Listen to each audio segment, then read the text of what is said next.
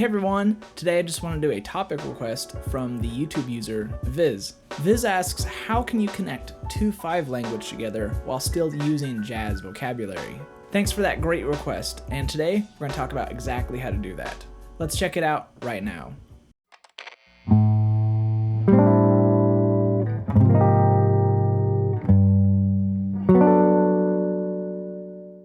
So recently, I did a video about how to put jazz vocabulary into your own improvisation. If you haven't already, make sure to check that out. Today's video will be an extension off that.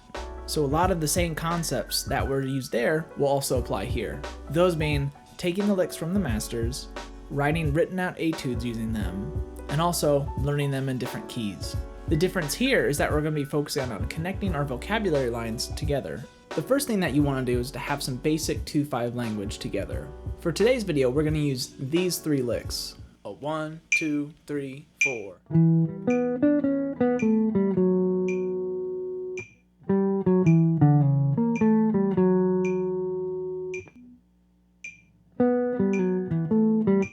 Make sure to learn these in all 12 keys to get the most out of them, and for guitar players, make sure to learn it on different string sets.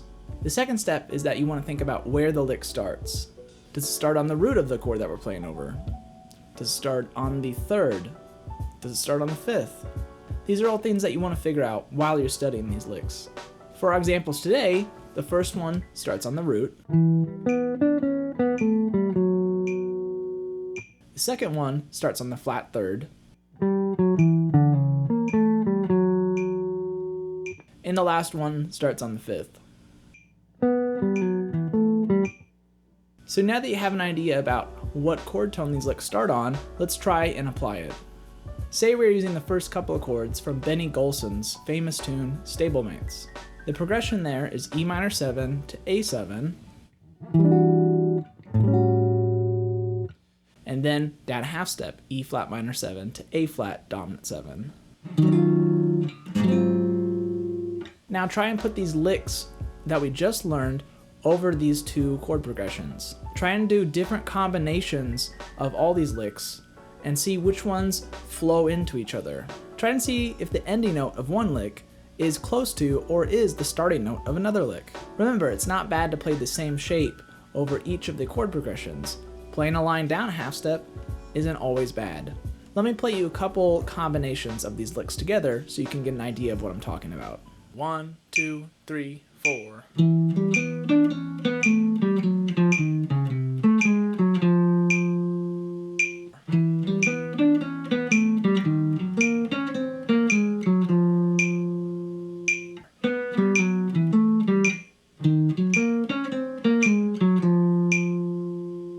Now there are a couple where the starting note was close or actually was the ending note of the previous lick.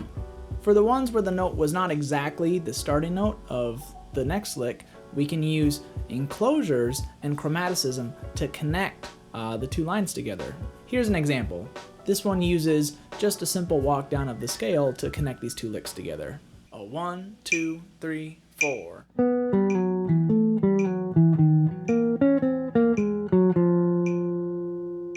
Also, don't forget about rhythm. Using anticipations is a great way to connect lines that move chromatically down. Let's look at the B section of this tune for an example of that.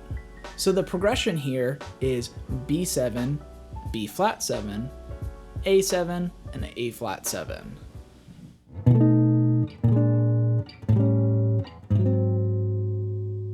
Now if we play this lick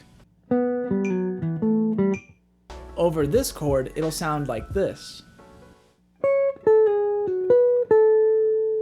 So the first thing that we want to do is just play this lick chromatically going down.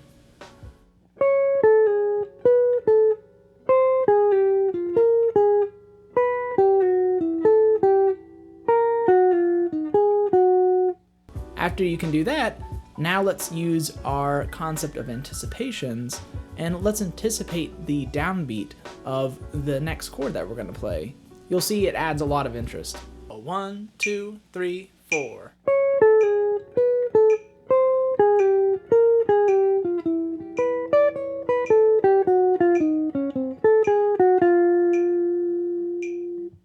As you can see, once you have a good way to connect a couple lines together, it becomes relatively easy to take some simple vocabulary and find some ways to link them together through the changes. Remember to refer back to my previous video, how to put jazz vocab into your playing, if you have any questions about the process so far. Now I want to show you an example about how to use what we went over in this lesson over a chorus of stablemates. Make sure to watch how and when I connect those two 5 phrases together. 1, 2, 3, 4.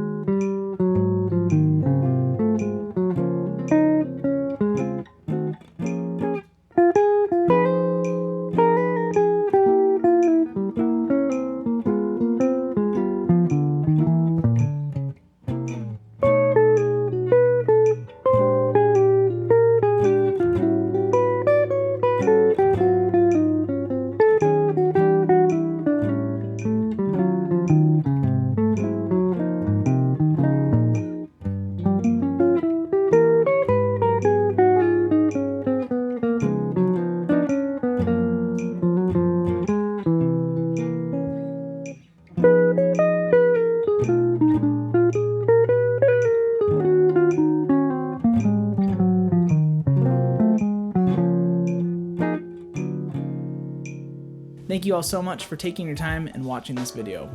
If you have any suggestions for future topics, let me know in the comment section below. If you like what I'm doing, make sure to hit that subscribe button. Thank you all again, and remember to always keep swinging.